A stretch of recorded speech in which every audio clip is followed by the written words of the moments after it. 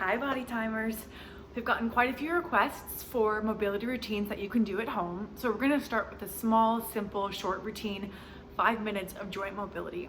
We're gonna move everything from your head to your toes. This is a great little routine to do if you are sitting behind the computer all day, if you just need to move around on your lunch break, or if maybe you have aches and pains and you're not really sure where they're coming from. We're gonna start in my favorite position, the flat foot squat. The flat foot squat is a great way to relieve lower back pain and to also bring some attention to the knees and the feet. If you're having trouble sitting comfortably in this position, what might help is to elevate your heels. So I have a little noodle here. You could use a rolled up towel or a book, and I just mean elevate by putting your heels on top of the object. That should help you be able to sit a little bit more comfortably in the squat.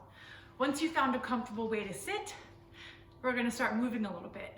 The first thing, elbows inside of the knees and just push your knees out. We'll do this for about 10 times. Each time adding a little bit more pressure, really pushing those knees out. As we do this mobility routine, it's really important that you stay in connection with your breathing. If you're holding your breath, the body's gonna actually become even tighter. Let's pause and hold the knees out. 10 full seconds. You can bring your knuckles together to make it a little bit more intense and really add some force in pushing those knees to the side. 3, 2, and 1. Good. Let's start by bringing the right shoulder to the right knee and the right hand to your left foot, and then extend your left arm all the way up, and then follow your hand with your eyes as you touch your opposite foot. That's 1. We're gonna repeat this 10 times.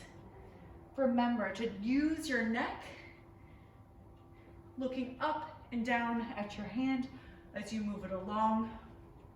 Remember to breathe. And this last one, we're gonna hold it for 10 full seconds.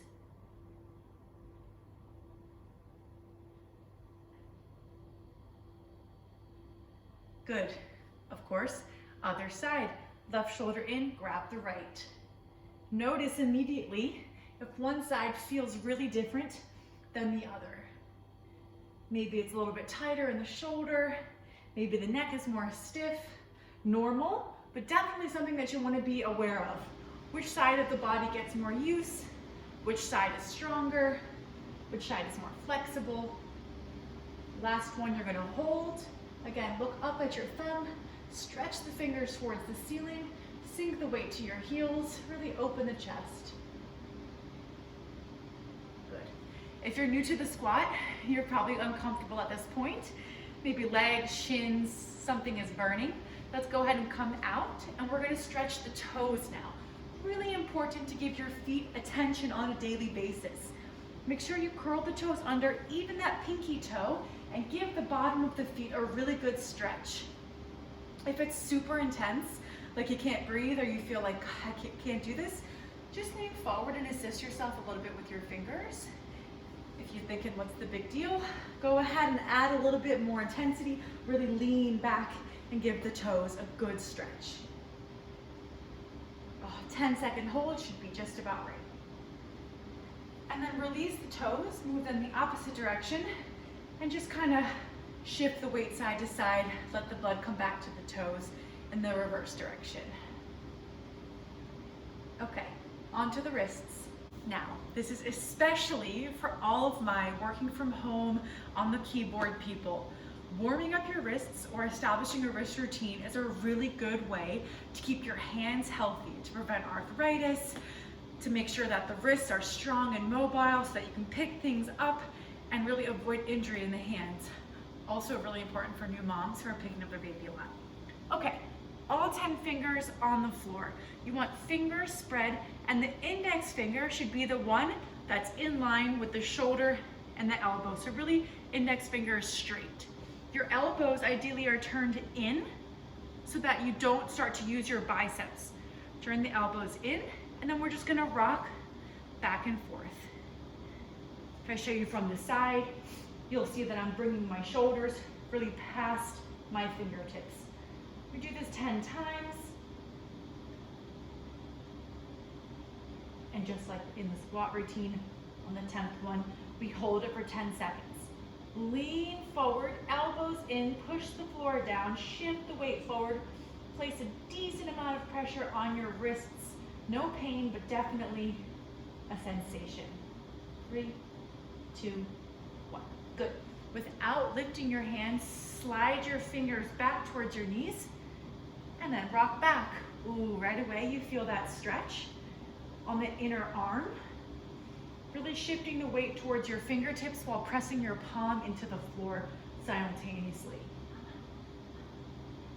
And then we hold, 10 seconds of holding. Again, press your fingertips down, but also the palm. Nice, really feel the wrist starting to kind of defrost here. And then lastly, we're gonna place the back of the hand on the floor.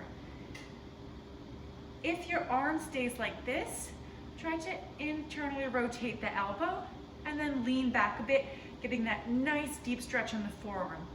If it's not too difficult, if it feels fine, then you can go ahead and do both hands at the same time.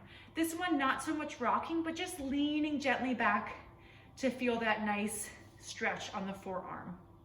Let's hold it for a few more seconds. Switch hands if you're doing one at a time.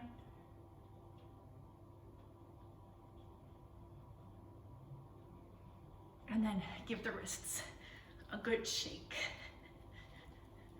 Nice. Okay, here we are, moving to the upper part of the body. We'll start with the elbows. So let the elbows come to your sides and just swing the hands in. Just gently swinging the hands, just lubricating the elbow. Again, great if you have been on the computer all day. Let's reverse. But also a great warm-up if you're playing padel, tennis, golf, really any of those sports that involve quite a bit of use of the elbow. This is a nice one to do beforehand. Let the arms relax. Let's move to the shoulders. Grab the front of your shoulders and just make big circles back. Hear all the cracks and the clicks. You can exaggerate a little by really lifting up your chest and pushing it forward. We're going for 10 backwards and then we reverse. 10 forwards. As you're going through this routine, it's really helpful to repeat it. So each day you do a little check-in. How are the joints? That way if something feels off, you notice right away instead of noticing when it's too late or when your body really hurts. Good. Relax the arms. One more thing, the neck. We're going to do neck circles, but in a very specific way. Make sure that you bring your chin to the chest, then to the shoulder, then to the ceiling. Try to avoid ear to the shoulder. Think chin. We start down, chin to the chest, chin to your shoulder, then all the way up through to the opposite shoulder and down. We'll do this about 5 times, keeping the same direction going. If there's a spot, keep going, that feels really tight, or it hurts, or you find yourself lifting your shoulders to complete it, go slower, take a couple deep breaths, but don't fight through it. Reverse directions. Chin to the shoulder, to the chest. Keep breathing, relax the shoulders. Notice where there's tight spots. Be gentle. Done. If you're dizzy, stare at something. The dizziness should subside rather quickly.